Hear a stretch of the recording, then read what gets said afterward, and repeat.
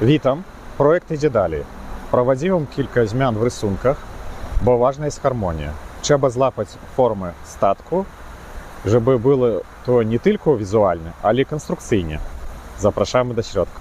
Tak wyglądają karkas. Jak wyglądał dom statek, można zobaczyć w poprzednim filmie. Wszystkie szkielety są gotowe, zostaje tylko zainstalować.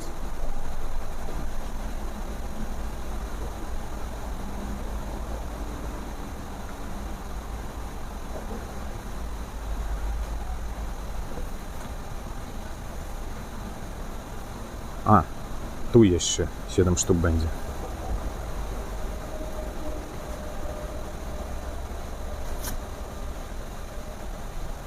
Tu będzie łazienka o powierzchni 5 metrów kwadratowych.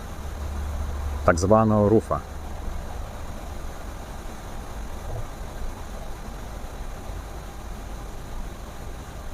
Nie powielamy form, tworzymy je.